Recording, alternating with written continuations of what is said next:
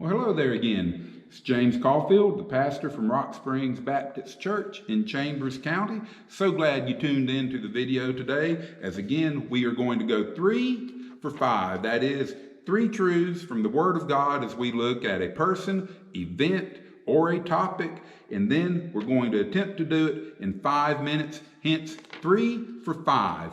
So today we're going to look at an event from the Word of God.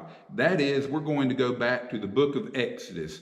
Exodus chapter 14, verses 10 through 14 to be exact. I don't know if you've ever felt in your life that you've been in between a hard place and the enemy. Or perhaps the old saying, if you've been between the devil and the deep blue sea. That's what we're going to look at today. And we're going to find 3 truths that we can apply to our life as we look at this event from the Word of God. Just to give you a little bit of background. You know, in the book of Exodus, we have the account of how God delivered his people from their 400 years of slavery in the land of Egypt. God poured out 10 plagues upon the land of Egypt. He broke that land for their sin of holding the Hebrew people in the bonds of slavery, and then he delivered them with a strong outstretched arm. Shortly into their journey, as they went across the desert, they come to the place that is the Red Sea. They huddled there along the shores of the Red Sea. They looked up in the distance, and what did they see approaching them in the distance? They saw a great cloud of dust as the armies of Pharaoh, leading the Egyptians, suddenly began to swoop upon them. As you read in verse 10, the Israelites reacted in a kind of bad way.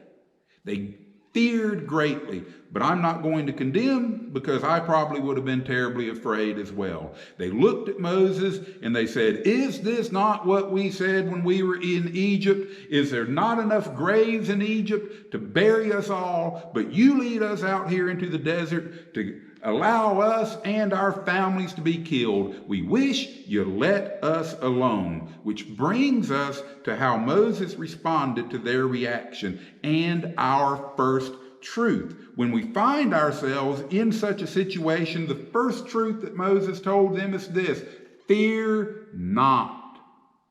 Don't be afraid. Don't give in to fear. I know that's easier said than done. And I'm talking to the choir when I use that phrase, fear not, because many times in my life I've given in to fear. But I'm going to tell you, so much of our culture, so much of our society is driven by fear.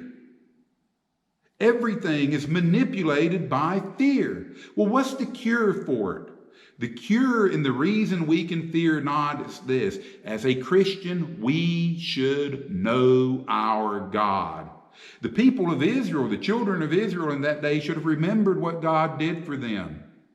He broke the Egyptians. He broke Pharaoh. Could he not do it again? Fear not.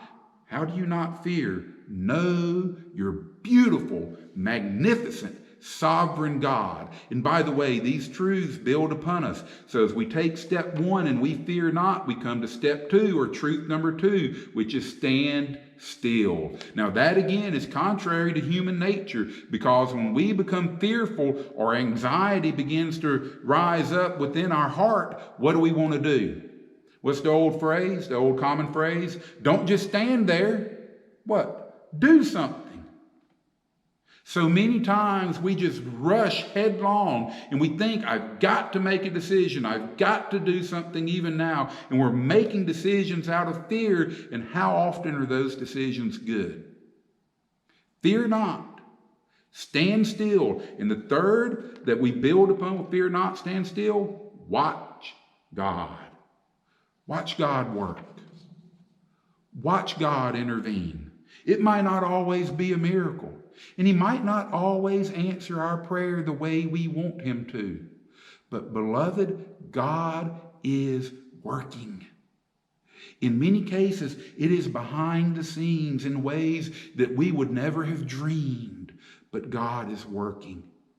In verse 14, I believe what Moses told Israel after he told them, fear not, stand still, and watch God. Those are crude paraphrases of the verse. He says, your God will fight for you while you stand still. Beloved, don't be afraid. Wait upon the Lord. Seek him. Pray. Look for his guidance and watch for him. Allow him to work and watch him work. I hope you liked the video. I hope you took 3 truths in 5 minutes. If you liked the video, do me a favor, hit the like button, leave a comment, leave a topic you want us to discuss. As you hit the like button, hit the subscribe button, and when you hit that subscribe button, hit the little bell so that it will ding and let you know when we release a new video. I pray that God will continue to bless you, keep you safe, and guide you throughout your journey. Thank you.